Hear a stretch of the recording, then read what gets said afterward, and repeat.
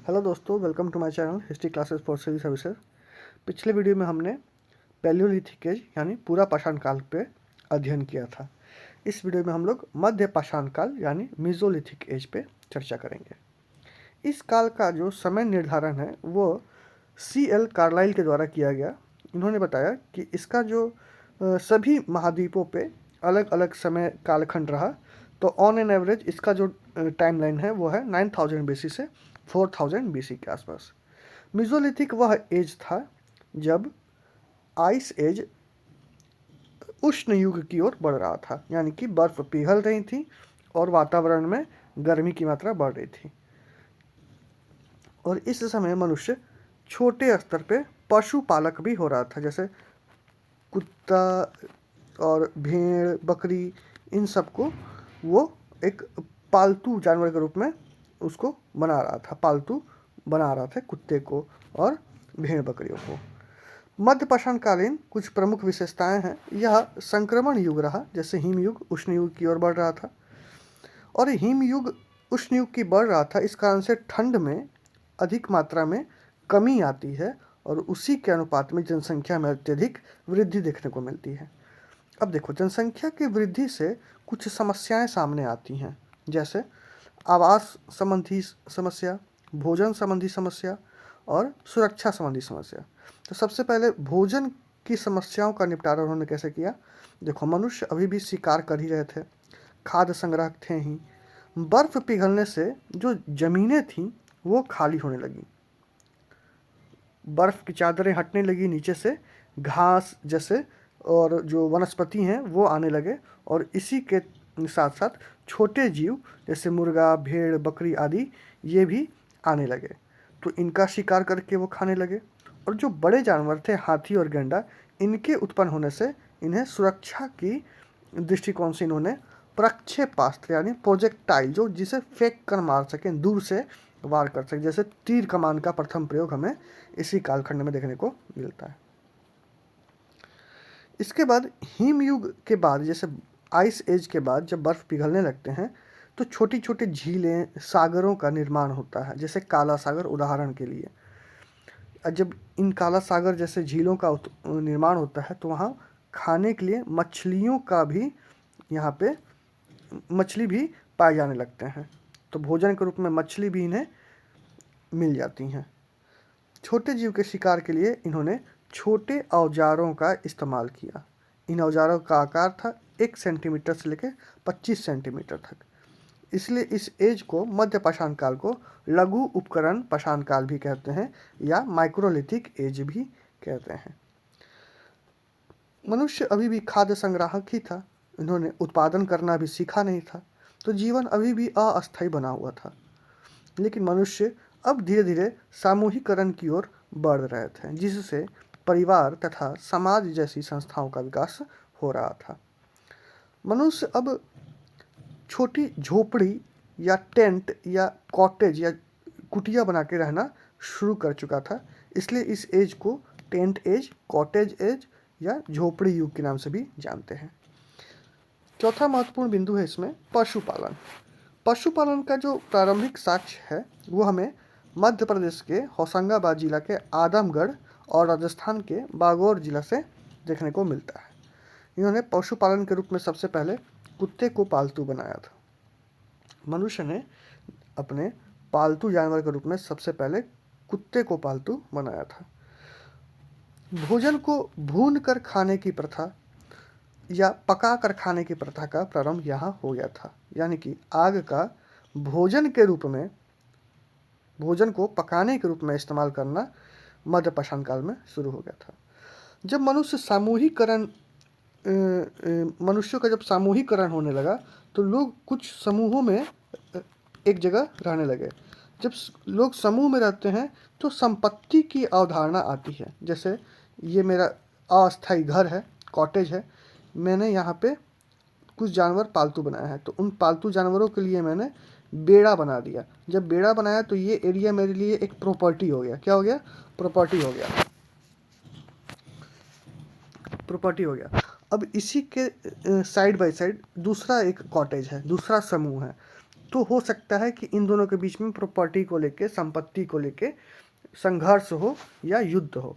तो इसका हमें एक एग्जाम्पल मिलता है सराय नाहर राय से, जो उत्तर प्रदेश में है।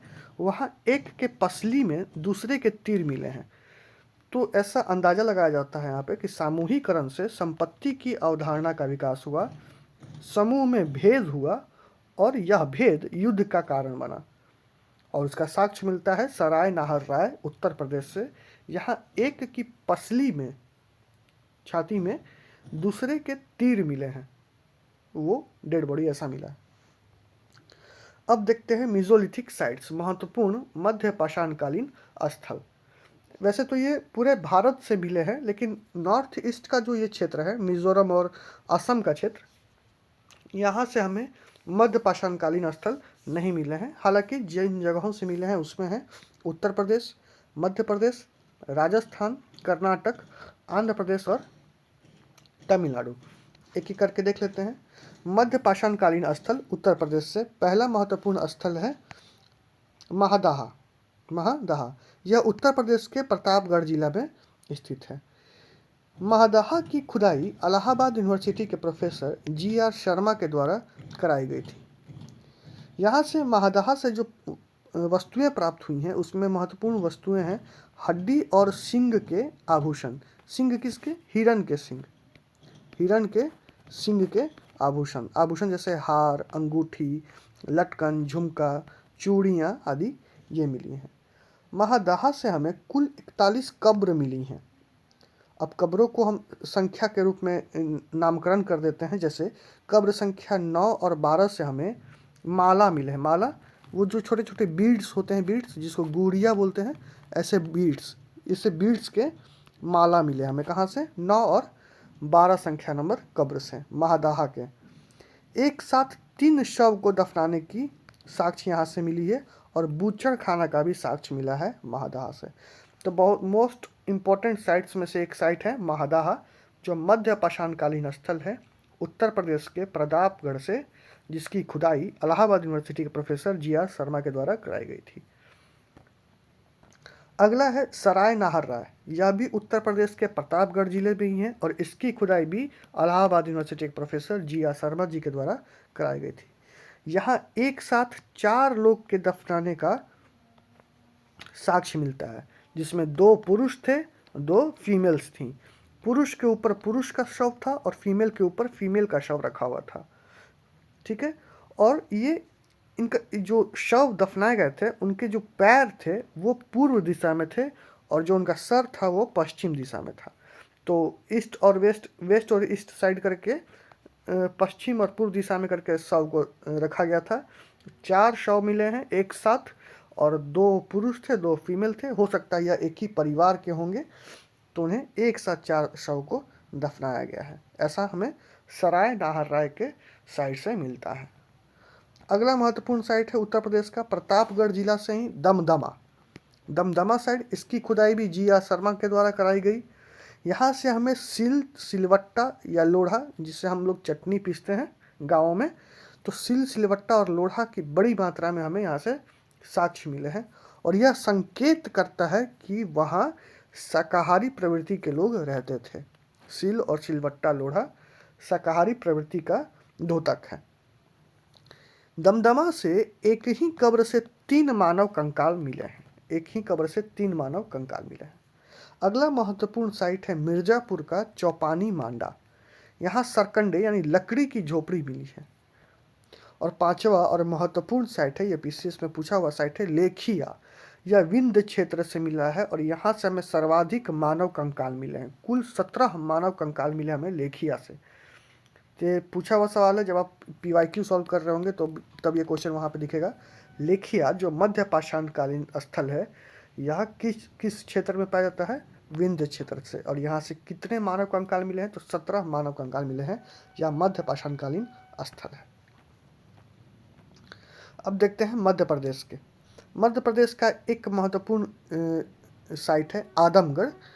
यहाँ से हमें पशुपालन के महत्वपूर्ण प्रारंभिक साक्ष्य मिलते हैं। जैसे कि यहाँ से कुत्ता का साक्ष्य मिलता है। एक एक डेड बॉडी के साथ कुत्ते को दफनाया गया है, तो पशुपालन का प्रथम साक्ष्य मिलता है हमें कहाँ से?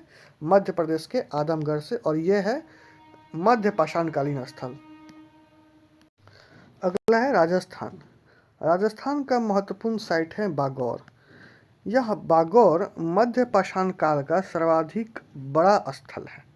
बागौर मध्य पाषाण काल का सर्वाधिक बड़ा स्थल, लार्जेस्ट साइट है मेसोलिथिक एज का, बागौर राजस्थान में। और यहाँ से भी हमें पशुपालन का साक्ष्य मिलता है। अब दक्षिण भारत के स्थल देखते हैं। कुछ कर्नाटक में है, कुछ आंध्र प्रदेश में और कुछ तमिलनाडु में है। कर्नाटक का महत्वपूर्ण साइट है संगम कल्लू। आंध्र प्रदेश में 2 साइट हैं, नागार्जुनकुंडा और रेनीकुंडा। तमिलनाडु के तिरुनेलवेली जिले से हमें टेरी नामक स्थल प्राप्त होता है, जो कि मध्य पाषाण काल का है। और यहाँ से हमें मध्य पाषाण काल के उपकरण प्राप्त होते हैं। टेरी का अर्थ क्या है? राख का टीला। ठीक है, तो ये टॉपिक था मध्य पाषाण काल का। अगला जो टॉपिक होगा हमारा होगा नवपाषाणकालीन स्थल, और उसके बाद हम करेंगे ताम्रपाषाणकालीन स्थल। उसके बाद हम आद्य ऐतिहासिक काल में जाएंगे, प्रागैतिहासिक काल कंप्लीट हो जाएगा, और हम वहाँ से हम इंडस वैली सिविलाइजेशन यानी हड़प्पा सभ्यता शुरू करेंगे। तो मिलते हैं अगले वीडियो में। इस चैनल को अभी तक आपने सब्सक्राइब नहीं किया है तो चैनल को प्लीज़ सब्सक्राइब करें और अपने दोस्तों में शेयर करें। तब तक के लिए मिलते हैं अगले वीडियो में। नमस्कार।